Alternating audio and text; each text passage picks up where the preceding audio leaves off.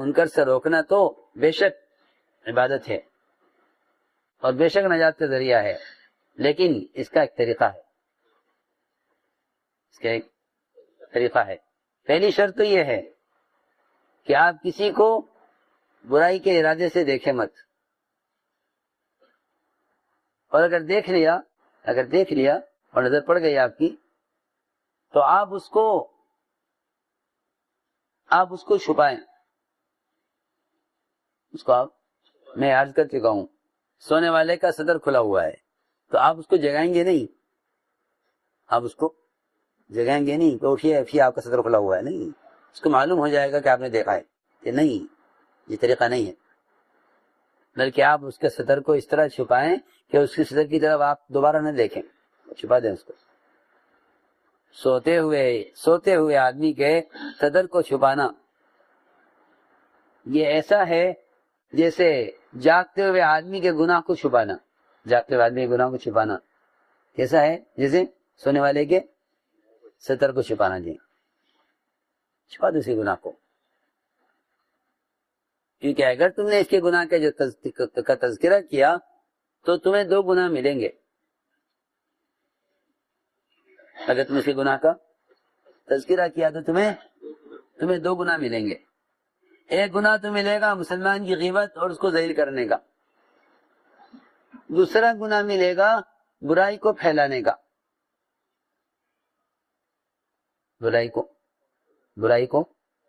جی ہاں، قرآن نے تو یوں کہا ہے کہ جو لوگ برائی کے پھیلانے کو پسند کرتے ہیں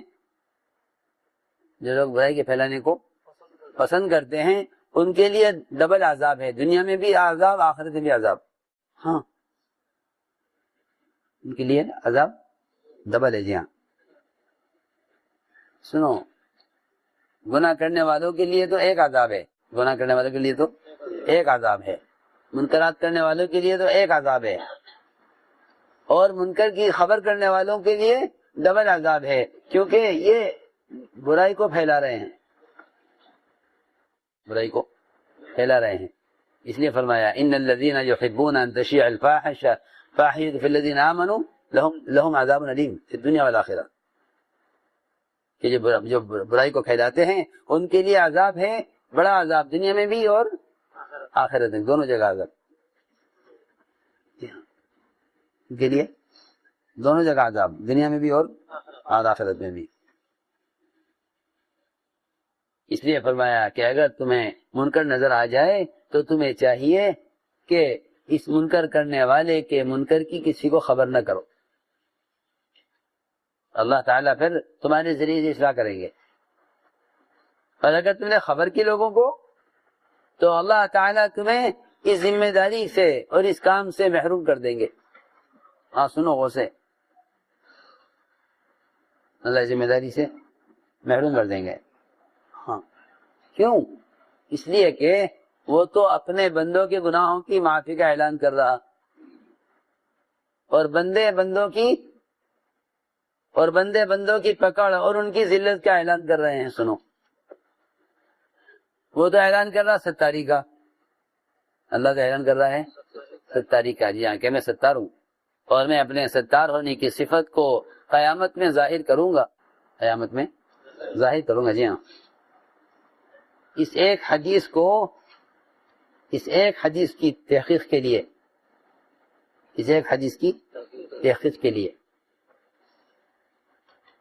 کہ جو آدمی مسلمان کے عیب کو چھپاتا ہے اللہ تعالیٰ قیامت میں اس کے تمام عیوب کو چھپائیں گے۔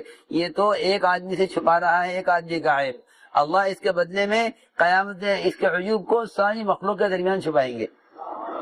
جی ہاں، یہ ایک آدمی کے عیب کو ایک آدمی نے چھپایا، کسی کو خبر نہیں کی، اور قیامت میں اللہ تعالیٰ اس کے عیب کو چھپائیں گے ساری مخلوق کے سامنے۔ اور سنو اگلی بات، یہ تو دنیا میں ایک مسلمان کے عیب کو ایک سے بیان کرے گا، ایک مسلمان کے عیب کو ایک سے جا کر بیان کرے گا، اپنا یوں کر رہا ہے۔ اللہ تعالیٰ کیا کریں گے کہ اللہ تعالیٰ اس کے ایک عیب کو نہیں، اس کے سارے عیوب کو قیامت میں سارے انبیاء، فرشتے، سارے انسانوں کے درمیان کھولیں گے۔ لو سوچو، ہاں اسے کیا کرے گا؟ یہ تو ایک مسلمان کے عیب کو دیکھ کر ایک کے سامنے بیان کر دے گا، فلاں صاحب ایسے ہیں جی، اور اللہ کیا کریں گے کہ اللہ اس کے سارے عیوب کو قیامت میں ساری مخلوق کے سامنے، جس میں ملائکہ بھی ہوں گے، فرشتے بھی ہوں گے، انبیاء بھی ہوں گے، جی ہاں، عام انسان مسلمان بھی سب ہوں گے، سب کے سامنے اس کا عیب کھلے گا۔ تو نے دنیا میں میرے ایک بندے کے عیب کو ظاہر کیا تھا، آج میں تیرے عیوب اہل مخلوق کے سامنے ظاہر کرتا ہوں، بول سنو۔ یہ میں نے عرض کیا یہ حدیث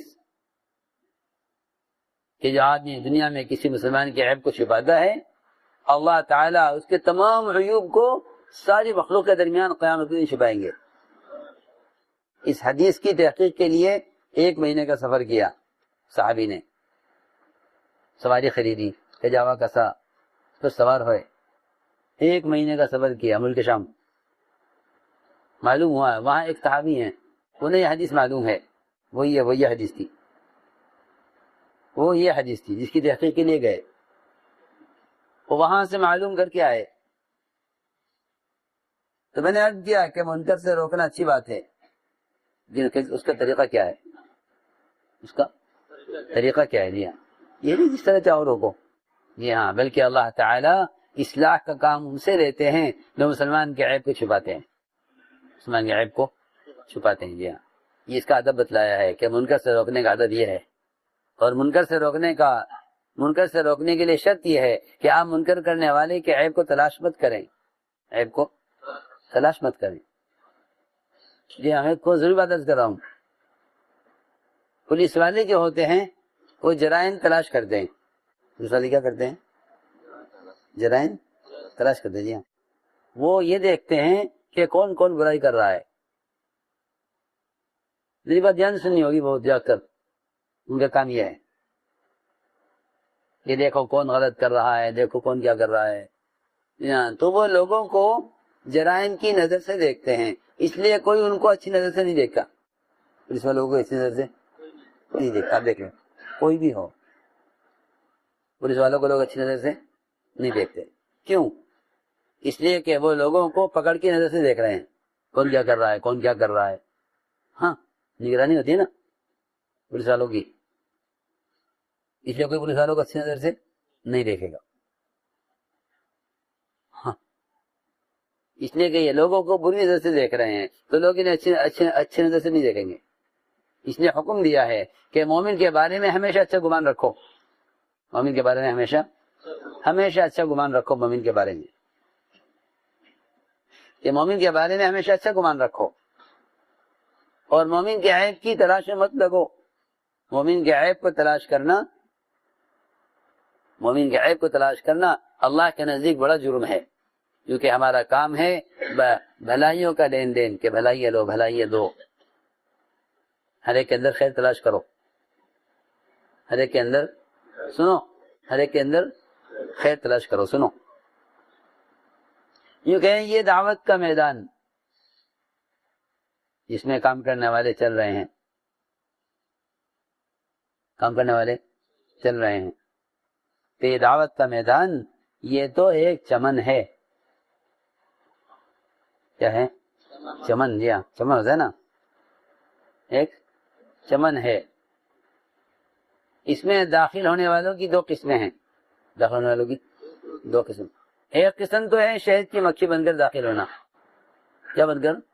سنو ادھر دیکھو، شہد کی مکھی، اس کو شہد بنانا ہے، اسے انسانوں کو نفع پہنچانا ہے، اسے لوگوں کو امراض سے نکالنا ہے، اس شہد کے ذریعے لوگوں کو شفا حاصل ہونی ہے، یہ شہد کی مکھی ہے۔ کیا ہے یہ؟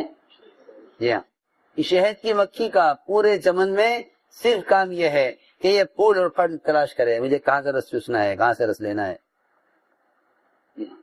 ایک قسم تو یہ ہے جو داخل ہوئی چمن میں کہیں کے لیے؟ پھولوں سے پھلوں سے رس لینے کے لیے، کیونکہ انسانوں کے لیے شفا کا سامان تیار کرنا ہے، شہد فی شفاء للناس۔ ہاں، اس شہد کی مکھی کو کوئی مطلب نہیں اس سے کہ یہاں درختوں کے نیچے کہاں کھاد پڑی ہے، کہاں گندگی ہے۔ اس سے پوچھو کہ تمہیں گندگی نظر آئی کہیں؟ کہ گندگی کوئی نہیں، صاف ستھرا چمن ہے، کیونکہ یہ مکھی پھولوں کی تلاش میں ہے، پھولوں کی لش میں. ہاں. اور آپ جانتے ہیں کہ درختوں کے جڑوں میں اور درختوں کے اندر کھاد ڈالی جاتی ہے. کر دیتی ہے کھاد. جی ہاں لازم ہے کھاد. ایسا ہی ہے نا کہ بھائی. جی ہاں دیسی کھاد اور بھی گندی ہوتی ہے اور بدبو ہوتی ہے. جی ہاں سڑایا جاتا ہے چیز کو اور پھر وہ ڈالی جاتی ہے کہاں؟ درختوں کے نیچے. لوگ غور سے سننا بات کہ جیسے کھاد ضروری ہے ان درختوں کے لیے اس طرح یہ ضروری ہے کہ مسلمان میں کوئی نہ کوئی عیب ہوگا. یہ عیب ہوگا. جی عیب سے پاک صرف اللہ کی ذات ہے. عیب سے پاک صرف اللہ کی ذات ہے. مسلمان میں عیب ہوگا. تو یہ شہد کی مکھی داخل ہوئی ہے یہ پورے چمن میں پھل پھول تلاش کرے گی. اس سے پوچھو گندگی کہ مجھے کہیں نہیں ملی. اس لیے کہ یہ گندگی کی تلاش میں نہیں ہے. دوسری قسم داخل ہونے والی وہ سور ہے اور خنزیر ہے. سور اور خنزیر. جی ہاں انہیں کہیں کی تلاش ہے گندگی کی تلاش ہے. جی انہیں گندگی کی تلاش ہے. انہیں کوئی مطلب نہیں اس سے کہ اس چمن میں کیا پھول ہیں کیا پھل ہیں. انہیں کوئی مطلب نہیں ہے. جی ہاں وہ پورے چمن میں تلاش کریں گے کہ گندگی کہاں ہے گندگی کہاں ہے گندگی کہاں ہے. جی ہاں اور پورے چمن میں اگر کسی ایک کونے میں گندگی ہے تو ان کو مل جائے گی. جی ہاں کیونکہ یہ اس گندگی کے متلاشی ہیں اس کے تلاش کر رہے ہیں. یہ سمجھنے کی بات ہے کہ مسلمان کا عیب تلاش کرنا اور مسلمان کے اندر کی خوبیاں نیکیاں تلاش کرنا. ایک جنازہ لایا گیا حضور اکرم صلی اللہ علیہ وسلم کے زمانے میں. آپ نے فرمایا ہوا تھا کہ جنازہ کوئی آئے تو ہمیں بتاؤ نماز ہم پڑھائیں گے. جنازہ آ گیا رکھا گیا. آپ کو خبر کی گئی کہ آپ آئیے نماز جنازہ ہے. آپ تشریف لائے. جب آپ تشریف لائے نماز کے لیے تو یہ جنازہ ایسے آدمی کا جنازہ تھا جو اپنی برائی میں مشہور تھا. برائی میں کیا تھا؟ سو گئے.